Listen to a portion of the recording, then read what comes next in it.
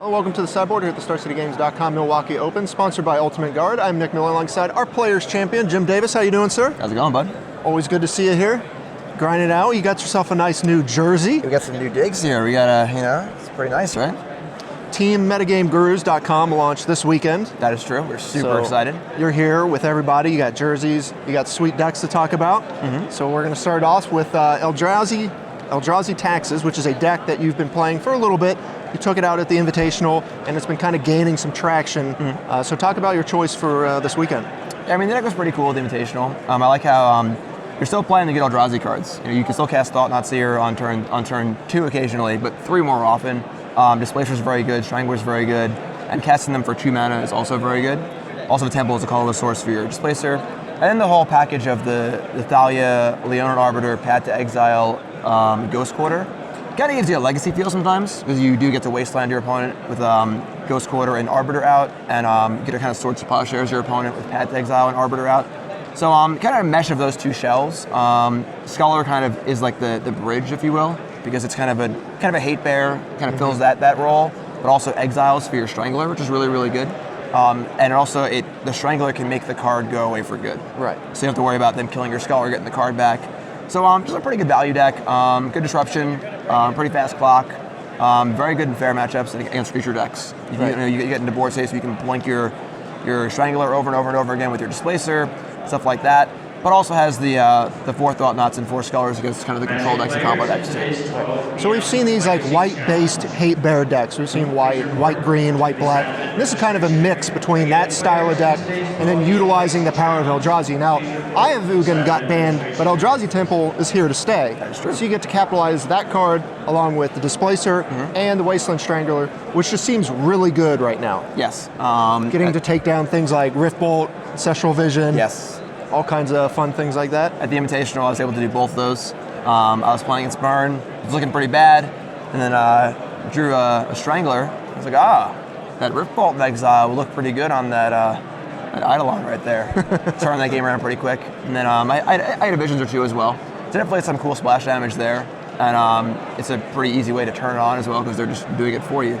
So pretty sweet. All right. So we've got this style of white hate deck. You've got Aether Vial, so you can cheat on the mana, as well as Relic of Progenitus, kind of as your utility cards. Keep the Wasteland Strangler filled, and then go from there, as well as it cantrips later on.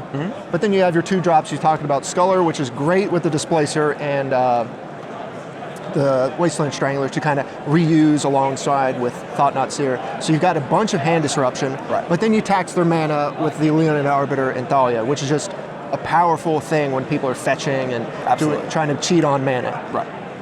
Talk about the late game of this deck and how you kind of go about winning games once you have control. I mean, typically you can take kind of control of the mid game with your disruption, and hopefully you just have a Thought Not Seer and a big creature or 2 and kind of just get them before they can really set up. In the late game as well, Displacer is just super, super good. I mean, Displacer and Flicker Wisp, you can do all sorts of crazy stuff with this deck. You can Flicker Wisp something and then Wasteland Strangler so it's gone forever. You can Displacer and just set that combo up where you're just doing that every turn. So you're just machine gunning down creatures. Displacer can Flicker Thought Knot, of course, and kind of filter their draws every turn. So late game is basically based around Displacer. Thought Knot is also very good. And then Flicker Wisp is also just very, very good. With Vial, it's insane. Without Vial, it's still very valuable in the deck. Right. Yeah, you have kind of the added value, because that's something I didn't even think of. Flicker Wisp exiles it till the end of turn, so if you have Wasteland Strangler, you get to hit it and it doesn't come back. Right, and then once you have the board, like I said, Displacer, Flicker Wisp, and Strangler, it's just 6 mana, maybe less with your temples, just kill a creature, kill 2 creatures, I'm sorry. Right. Exile a permanent, you can even hit a land if you want, and then exile the land and kill a creature. And just get their whole board gone. Yeah, very reminiscent to the legacy version with Karakas and then Mangara of Korondor, where you just get to machine gun down their board, but with a little bit more mana and some more creatures involved. Right. You got, of course, Path to Exile and Thought Not Seer. Here's your top end and your removal spells. You say it's really good against the fair decks. What's it not good against? I mean, decks that can go kind of bigger than you are a little scary. The company decks, kind of weird. Honestly, the matchups seem kind of weird because your deck, it's really good sometimes. Obviously, if you draw Arbiter against a Court of Calling deck, that's very, very good. But if you draw kind of your kind of Displacery, Stranglerly half of your deck, they can just combo you pretty quick maybe. Smart. I mean, like, it's hard to say what the deck's very good or bad against. I mean, Burn seems a little iffy, as is Affinity. Like, they're really, really fast, aggressive decks in game 1 at least. But you have very, very good sideboard cards to shore those matchups up. So I don't really know if there's like a solid, like, bad or good. I think that Burn and Affinity are probably the bad matchups in game 1 at least. Okay. Well, your sideboard does bring you a lot of help. As you mentioned, Timely Reinforcement's one of the best cards against Burn. Yes. As well as Burrington Forward Tins are here.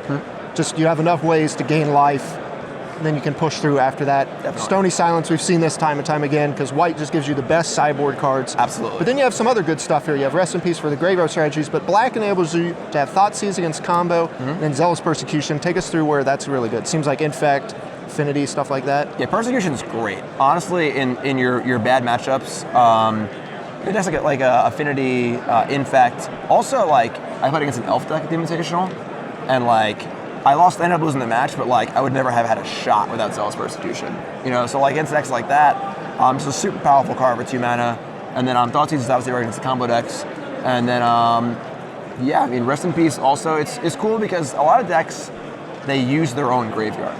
So even though a card like Rest in Peace is so backbreaking against many decks, they can't play it because it hurts them as well. And it's cool to have a deck here with almost 0 graveyard interactions at all. There actually are 0 now. Yeah, so you can play your Relic and your Rest in Peace and get full value out of it. And also, Rest in Peace exiles the cards permanently. So with Strangler, you just have infinite food.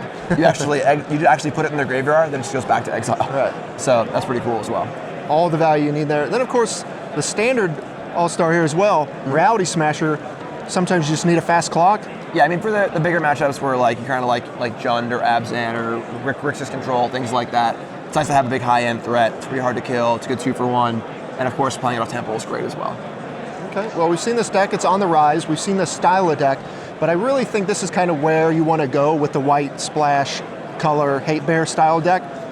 The Temple looks insane. You get access to Shambling Vents as well for some more creature land action, but looks to be really well situated. Deck's solid. Pretty happy with it. It's cool. All right. Well, you're coming off your buys here. About to see how well the Players Championship can do. The Players Champion can do here in Milwaukee. Jim, thanks for joining me here in the sideboard. Thanks for having me. Stay tuned to StarCityGames.com all week long for the action here in Milwaukee.